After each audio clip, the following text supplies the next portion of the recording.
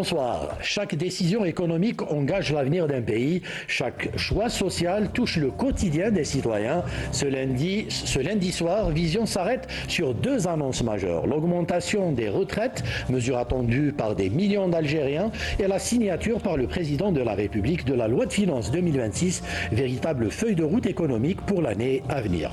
Quels impacts concrets pour le pouvoir d'achat? Quelles orientations budgétaires et quelles priorités pour l'État? Décryptage, analyse et perspective avec notre consultant Mahfoud Kaoubi. Monsieur Kaoubi, bonsoir et merci d'être là ce soir pour nous éclairer un peu plus sur ces deux questions. Bonsoir et merci pour l'invitation. Alors, Monsieur Kaoubi, le Conseil des ministres du 14 décembre, donc hier, a décidé une augmentation des retraites de 5 à 10%. Quelle lecture générale faites-vous de cette décision? Donc, une promesse du président qui vient d'être réalisée, qui vient en soutien des revenus faibles, je dirais, mais aussi des autres catégories, dans la mesure où 10% d'augmentation concernait le minimum en matière de pension, mais 5% en concernait les autres pensions. Oui, dans un contexte très difficile par rapport aux équilibres de la Caisse nationale des retraites, et dans un contexte très difficile aussi en matière d'équilibre des finances publiques. Donc soutien aux bourses et soutien au pouvoir d'achat. Vous le dites très bien, Monsieur Kaoubi, c'est une hausse donc qui intervient dans un contexte particulier. Cette augmentation répond-elle à une urgence sociale ou est-ce qu'elle s'inscrit dans une vision ou une logique plus globale? Je dirais qu'elle s'inscrit dans une logique beaucoup plus globale, dans la mesure où il faut la prendre dans le cadre du processus d'augmentation qui a été enclenché déjà depuis 2020, parce que ce n'est pas la première augmentation, c'est pratiquement la troisième augmentation, qui donc veut rattraper le retard, d'une part, et veut s'inscrire dans une logique de soutien à la consommation et aussi dans une logique de solidarité sociale. Bon, alors tout le monde sait que ce qui intéresse les gens, c'est surtout le pouvoir d'achat. Donc concrètement, cette augmentation, elle aura quoi comme impact sur le pouvoir d'achat des retraités? Bon, 10%. Pour les basses pensions. Donc, c'est 2000 dinars pour ceux qui touchent 20 000 dinars. Dans l'absolu, ce n'est pas beaucoup. Mais relativement à 10% pour quelqu'un qui touche 20 000 dinars, c'est quand même un apport qui lui permettra d'amortir certains problèmes, certains soucis. Ça ne règle pas de tous les problèmes, mais il faut aussi la situer, cette augmentation de 10%, parce qu'elle intervient dans un contexte où l'inflation est pratiquement maîtrisée à 4%. Certes, l'inflation, durant les 3 dernières années, a touché les 11,9%, ce qui fait que le citoyen ressent une augmentation, a ressenti une augmentation durant les 3 dernières années. Mais si on continue cet effort de maîtrise de l'inflation, les 10% auront un impact quand même sensible. Alors l'autre aspect que je voudrais aborder avec vous, c'est un peu ces effets que peut avoir justement cette augmentation sur la consommation intérieure.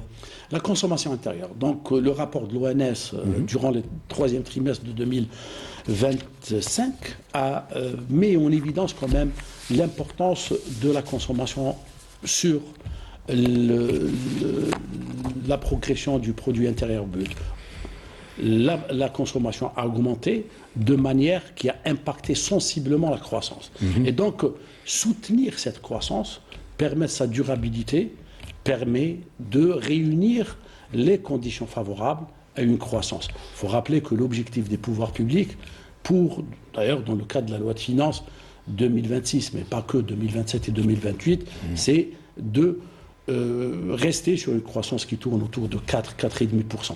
C'est important. Ouais. C'est aussi un signal qui est lancé en faveur justement de cette frange de la société concernant tout ce qui est justice sociale et solidarité intergénérationnelle. C'est important d'envoyer ce signal.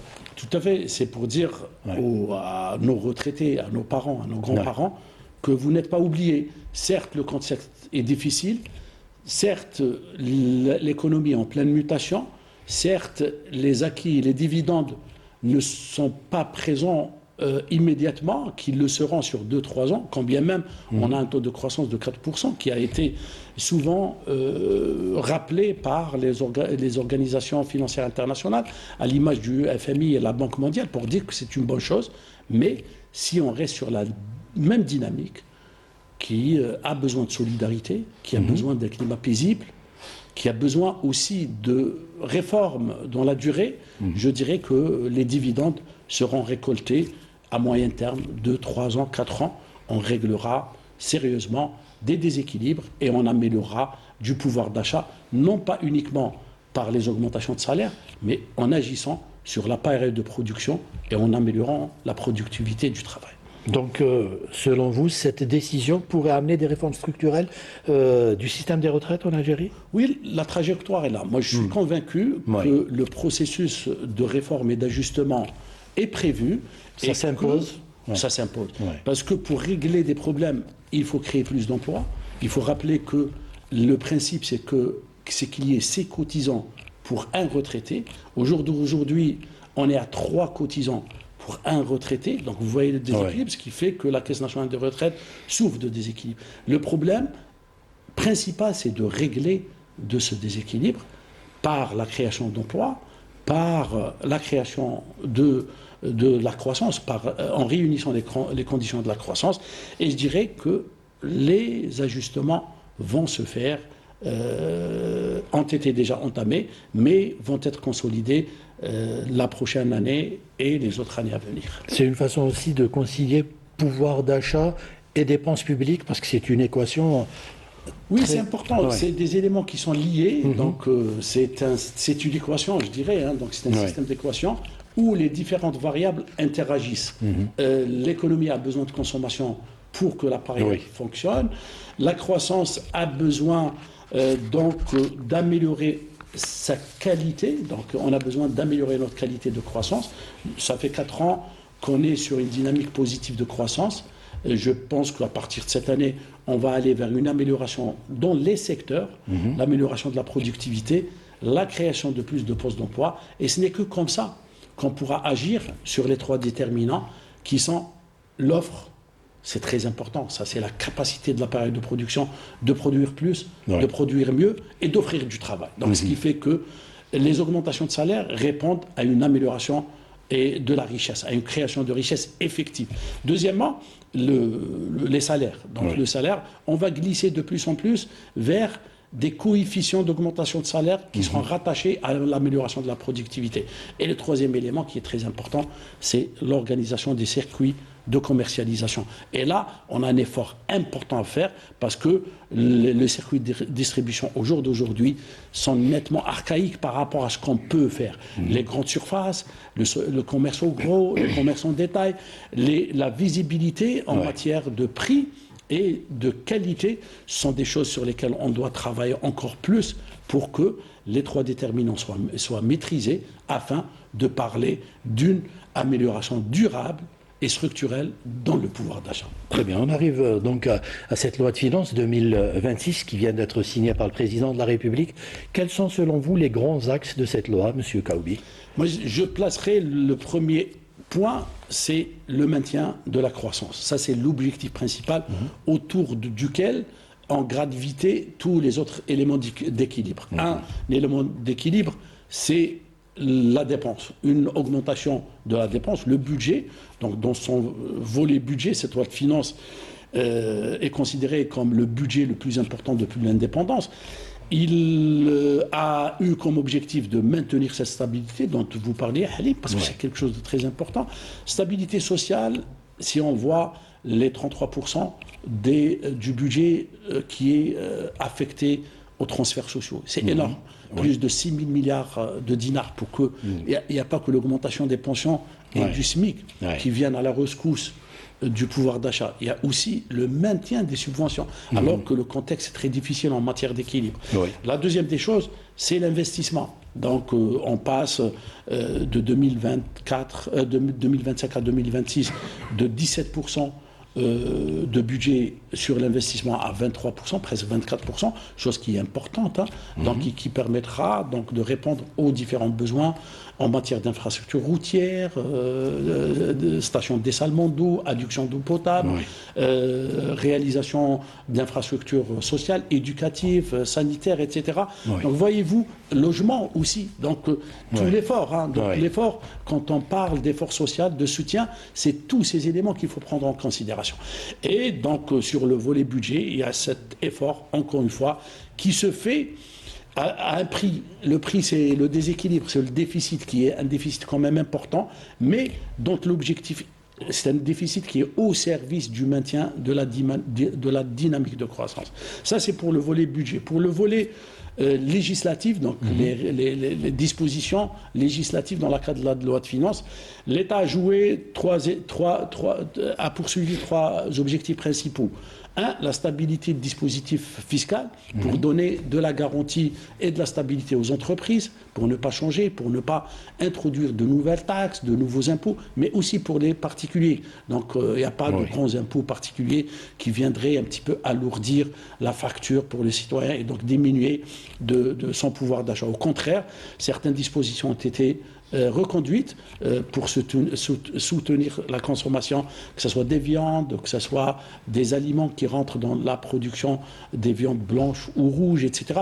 Pour vous dire que l'essentiel a été pour maintenir un niveau de législation qui permet une stabilité pour les entreprises ainsi que les particuliers. La deuxième des choses, c'est un encouragement de l'investissement. Donc que ce soit les start-up en particulier, de toutes les entreprises, dans la mesure où le taux de l'IRG sur les dividendes est passé de 15 à 10%. L'objectif est d'inciter à l'investissement, donc on maintient le dispositif d'incitation à l'investissement malgré son poids sur la facture fiscale, c'est quand même important.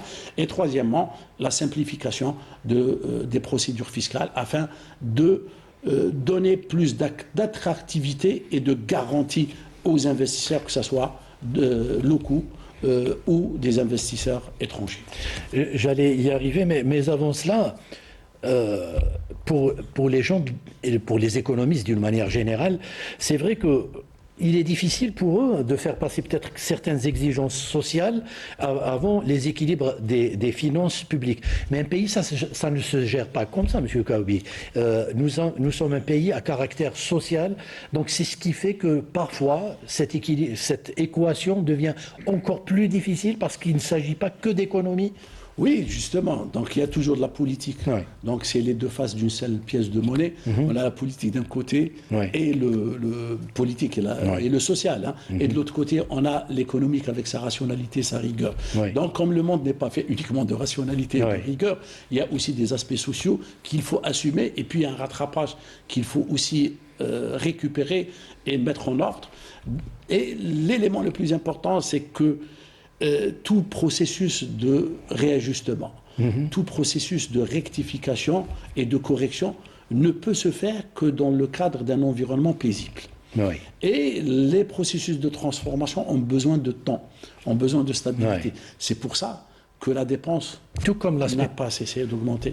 Tout comme l'aspect pédagogique, M. Kaoubi, on peut expliquer aux gens que nous vivons une situation mondiale un peu délicate sur le plan économique et que parfois il y a des sacrifices qui s'imposent, à commencer justement par là. Oui, les gens comprennent et ils savent que, par exemple, quand on parle des retraites, c'est aussi l'avenir de nos enfants qui est en jeu. Oui, je dirais qu'il y aura certainement un effort dans le prochain avenir pour aller vers plus de pédagogie, plus d'éclaircissement, pour qu'on puisse prévoir le rétablissement des équilibres. Parce qu'il y va de la santé et de la durabilité de nos équilibres des finances publiques, mais aussi des différentes actions sociales. Parce que le déficit est un impôt différé, il faut le dire. Il sera payé d'une manière ou d'une autre. Il sera comblé d'une manière ou d'une autre par un endettement qui sera payé soit par cette génération, soit par les générations futures. Mais il faut rappeler qu'il y a eu une loi de finances cadre qui a appelé à plus de gestion, à plus de rationalisation Oui. en matière de gestion de la dépense publique. Donc c'est ce qu'on appelle la LOLF, avec l'introduction de la logique de management par objectif, de mesures, d'indicateurs d'efficacité. On attend. On attend pour que cette année soit une année charnière pour que tout cela puisse faire partie d'une feuille de route qui va soumettre la dépense publique à la réalisation d'objectifs. Il n'est plus question qu'on continue avec une logique de dépense uniquement, qui est une logique de partie unique. Donc on dépense et on ne voit pas qu'est-ce qu'on a récolté de l'autre côté. à fait. Toutes les rationalités du monde aujourd'hui en matière de gouvernance budgétaire publique font appel à cette logique de partie double. Je dépense pour gagner combien? Certes, ce n'est pas la même logique économique qui est basée sur du profit, mais les dividendes sociaux, l'amélioration de l'état de santé avec des indicateurs clairs, l'amélioration du niveau d'éducation dans les différents cycles d'éducation, par exemple, c'est un élément important qui doit être mesuré. Et là, on doit aller à la mesure. À la mesure sous ces deux sens. La mesure pour aller doucement dans l'augmentation, c'est important, et d'aller au même rythme que nous permet nos moyens.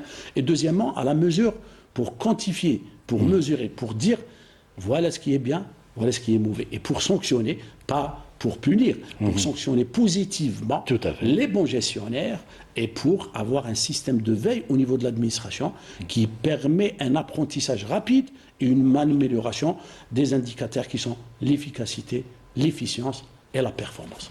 La place de la diversification de l'économie et les recettes hors hydrocarbures dans cette loi, M. Kaoubi? C'est important. C'est important. La loi aussi a eu des affectations budgétaires pour les grands projets structurants. Il faut rappeler que le projet de Raj Bilet, avec aussi bien ses investissements sur site que les investissements dans les infrastructures de transport, donc ferroviaires entre autres, constitue un poids et nécessite des investissements importants, du moment que le choix des pouvoirs publics a été de financer ces grands projets par le Trésor public. Donc vous voyez que l'objectif de diversification qui a été annoncé dans le cadre du Code de l'investissement, qui a parlé d'une manière très claire des secteurs qui ont la préférence de l'État, ce qu'on appelle les secteurs préférentiels. Donc l'industrie minière, la sidérurgie, la métallurgie, la mécanique, la chimie, pétrochimie, la pharmacie, l'agriculture et l'agroalimentaire, et puis les nouvelles technologies et start-up. On va retrouver dans la loi de finances tout cela, et on essaie donc de maintenir les incitations pour ces encouragements.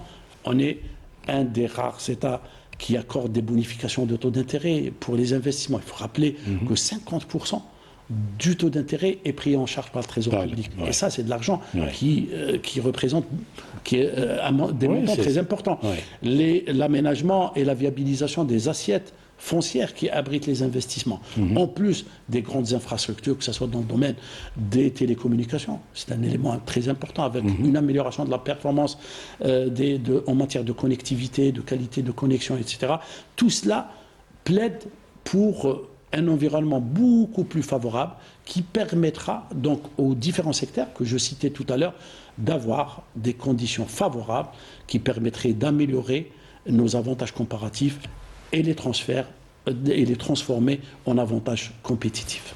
En termes très simples, je parle du citoyen que je suis d'abord. Ces investissements sont des investissements très lourds qui prennent un peu de temps. On peut comprendre que dans quelques années, ça finira par payer, et c'est là qu'on ressentira justement le fruit de ces investissements consentis dans tous ces domaines que vous venez de citer. Oui, Halim, je donne un exemple très simple pour répondre à votre préoccupation, d'avoir du concret. Donc, Raj Bilet, c'est un défi très important.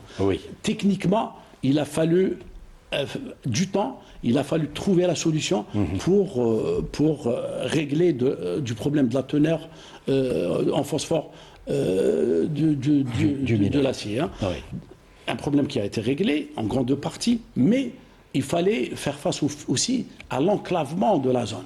Un enclavement, 1600 km pour acheminer le minerai vers les lieux d'exploitation, ça nécessite beaucoup de moyens. Donc il fallait recourir à la dépense. C'est ça. c'est lourd, Ouais. c'est important. Mais aussi, il fallait réfléchir à constituer un pôle de développement. Un pôle de développement économique dans la région Tindouf, Béchar, qui s'appuie sur un socle qui s'appelle Rajbilet, mais qui prévoit de grandes fermes de production d'énergie solaire pour alimenter en énergie tous les complexes qui sont prévus Ouais. dans la région. Deuxièmement, l'adduction en eau potable, donc un investissement sur 90 km de la nappe albienne de Tindouf, la cheminée vers Béchar, c'est quand même important, Tout à mais fait. qui va servir aussi pour irriguer les grandes surfaces en matière d'agriculture. Et ça permettra donc au secteur de l'agriculture de bénéficier de cet avantage en matière d'investissement. Et puis, il y a les transports qui permettront donc de rapprocher les espaces de production vers les espaces de commercialisation. Et enfin, je dirais qu'il y a ce grand projet d'aménagement du pôle dans lequel il y aura de grandes universités, de grands investissements en matière de logement afin de capter la ressource humaine et d'améliorer du cadre de vie dans une région qui, au jour d'aujourd'hui, souffre de problèmes de conditions de vie, mais sur lesquels l'État veut agir et a mis les moyens. Donc, ce problème de différer les dividendes, c'est une question qui est propre à l'investissement. L'investissement, c'est un choix. C'est de différer la consommation d'aujourd'hui, de la différer pour demain ou après-demain. Donc, les dividendes vont être se faire ressentir par les citoyens, dans la mesure où rien que pour Rajbilet, il y aura 15 000 emplois directs et plus de 20 000 emplois indirects. Donc, vous voyez, on est à pratiquement 40 000 emplois uniquement ça. Si on rajoute dans le domaine de l'énergie, dans le domaine de l'agriculture, dans le domaine de transport, dans le domaine de l'administration et du soutien, on aura une dynamique de création d'emplois qui profitera au pôle, à la région, mais pas que, donc aux autres régions. Ça, c'est important. Mais les choses ne sont pas réglées d'office. Ça demande beaucoup d'abnégation, beaucoup de travail. Et justement, on parlait tout à l'heure d'indicateurs de performance et de mentalité de gagnant. On a gagné deux grandes batailles dans la mesure où deux grands tronçons ont été réceptionnés sur la voie ferroviaire. Et puis, les essais grandeur nature commencent à se sentir en matière de production de minerais. Maintenant, il faut maintenir cette dynamique. Une dynamique qu'on doit retrouver dans tous les autres secteurs d'activité, que ce soit l'agriculture, l'industrie, la mécanique ou autre. Je vous dis ça, M. Kaoubi, parce que vous n'êtes pas sans savoir que nous sommes impatients. En tant que citoyens, on a envie de voir des résultats tout de suite, alors qu'il faut faire beaucoup de pédagogie, beaucoup de communication pour expliquer aux gens qu'il faut laisser le temps au temps. Il y a des investissements qui sont lancés et que... C'est important. C'est important parce que la situation n'est pas facile, l'héritage n'a pas été facile. Et je reprends une citation qu'on attribue à Churchill, le Premier ministre anglais, au lendemain de la Deuxième Guerre mondiale. Il promettait à son peuple de la sueur, du labeur et du sang. Donc, pour vous dire que les choses se construisent, on doit avoir le mental de battant. Et puis, le fait qu'on améliore nos performances, déjà, c'est un bon indicateur. Maintenant, il faut mobiliser, il faut apprendre ses erreurs et il faut être sur une logique d'excellence et de performance. C'est les seuls moyens qui nous permettent, à côté de la patience, parce que c'est un élément important, notre rapport avec le temps, toutes les nations qui ont pu construire de grandes économies, prenons la Chine, pour aller juste à côté en matière de temps, prenons l'Inde. C'est des gens qui ont un rapport particulier avec le temps. Ils sont patients. Et l'essentiel, vaut mieux avancer à deux petits pas que de ne pas avancer du tout. Du tout. Très bien. Alors, vous avez commencé à parler justement des startups, le rôle des PME, des jeunes entrepreneurs et des startups dans cette loi de finances. Oui, encore, le système d'incitation a été maintenu donc, et même développé. 5 ans d'exonération avec des financements très très abondants pour les startups. Deuxièmement, des dispositions vers les grandes entreprises qui doivent affecter donc les entreprises qui font plus de 2 milliards de dinars de chiffre d'affaires, elles doivent consacrer 1% pratiquement de leur budget au financement des startups. Donc l'objectif est à ce que la sphère économique prenne le relais à la sphère budgétaire, ce qui est important. Donc les PME aussi, avantages fiscaux tels que ça existait avant. Mais maintenant, avant, on avait une épargne budgétaire. Maintenant, au contraire, on n'a pas d'épargne budgétaire, on a de l'endettement budgétaire. Donc le poids se ressent de plus en plus, mais l'État reste constant sur cette volonté de soutenir. Et je pense aussi qu'en matière de soutien, on doit aller vers un nouveau paradigme qui vise à réunir les conditions à ce que l'excellence puisse émerger de ce processus et qu'on puisse avoir des leaders dans le domaine des PME et des grandes entreprises qui pourraient aller vers une meilleure qualité et une meilleure performance. Mais les choses avancent, je dirais. On va conclure sur ça. Donc, quel message essentiel peuvent retenir les citoyens de ces grandes décisions, aussi bien sociales qu'économiques, dans cette loi de finances? Que l'État fait beaucoup, que la solidarité pèse énormément dans ce budget. Donc, si on prend les salaires et les transferts sociaux, on est pratiquement à 70%. C'est énorme. C'est énorme. C'est énorme. Donc, d'un côté, c'est un élément qui démontre que l'État est toujours présent. Et si on prend l'investissement... Vous m'excusez, M. Kaoubi, désolé de vous interrompre, mais sans démagogie aucune, lorsqu'on voit toutes les restrictions que beaucoup de pays subissent, des pays dits riches, on se dit il faut au moins saluer ces efforts. Justement. Alors quand on met déjà ces chiffres et ces proportions dans un contexte global comparatif, on ressent beaucoup plus ce que fait l'État algérien pour ses citoyens. Donc je dirais que c'est énorme. Mais ceci ne doit pas nous faire oublier que revenir à des logiques de performance et transformer cette affectation de ressources en investissement, c'est l'élément le plus important. Il ne faut pas que cette dépense soit considérée dans une logique de consommation uniquement, qui ne profiterait pas. On parlait de consommation et de rôle de cette consommation pour tirer la croissance intérieure. Deux, à ce que cette consommation profite à l'appareil de production nationale. Et troisièmement, à ce que tout cela s'inscrive dans une logique d'amélioration de nos indicateurs de performance qui ne doivent pas se limiter au taux de croissance dans l'absolu, mais dans une qualité de croissance qui se traduira par plus d'emplois, plus de valeur ajoutée et plus de ressources fiscales pour le trésor public afin à ce qu'on réduise des déséquilibres dans la durée et que nos enfants et nos petits-enfants n'héritent pas des dettes, mais héritent de la performance et de l'ordre dans la sphère économique et budgétaire. Merci beaucoup, M. Mahfoud Kaoubi, pour tous ces éclairages. Merci à nos amis techniciens du Studio 2 et surtout merci à vous de nous avoir suivis. Excellente soirée. Salam.